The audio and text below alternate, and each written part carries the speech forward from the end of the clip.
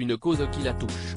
Le 8 février dernier, nos confrères de BFM TV racontaient l'histoire de Maël, prénom utilisé par la presse locale, un jeune enfant de 10 ans déscolarisé depuis le mois de décembre.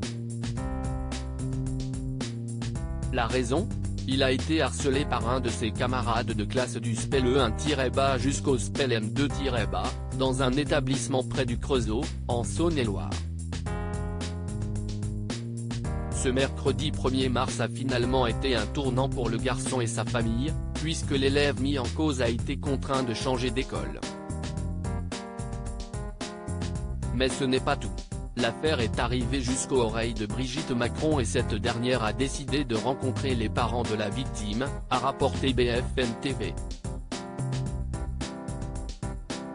En même temps, il faut dire que l'ancienne professeure de français a toujours été sensible à cette cause. La preuve ? Elle a déjà pris la parole à de nombreuses reprises dans les médias pour évoquer les dangers et les conséquences du harcèlement scolaire.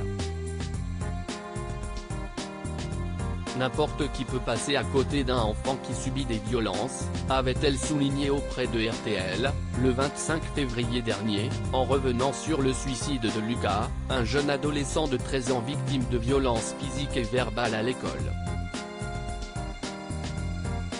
Il suffit d'une rencontre pour sauver un enfant, avait-elle poursuivi, avant de conclure, ça peut être un éducateur, ça peut être un soignant, ça peut être un professeur. Supérieure à tous les plus beaux looks de Brigitte Macron de 2023. La porte-parole de ceux que l'on n'entend pas au fil des années, Brigitte Macron a fait du harcèlement scolaire son cheval de bataille. En novembre 2020, l'épouse du chef de l'État avait pris la parole lors de la conférence internationale sur la lutte contre le harcèlement entre élèves, organisée par le ministère français de l'Éducation nationale, de la jeunesse et des sports et par l'UNESCO.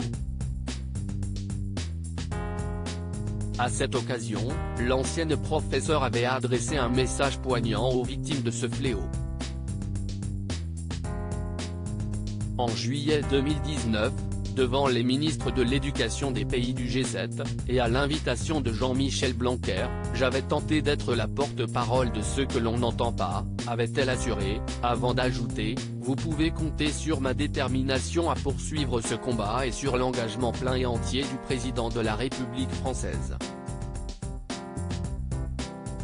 4 ans plus tard, la première dame s'implique toujours autant, si ce n'est plus, dans la lutte contre le harcèlement.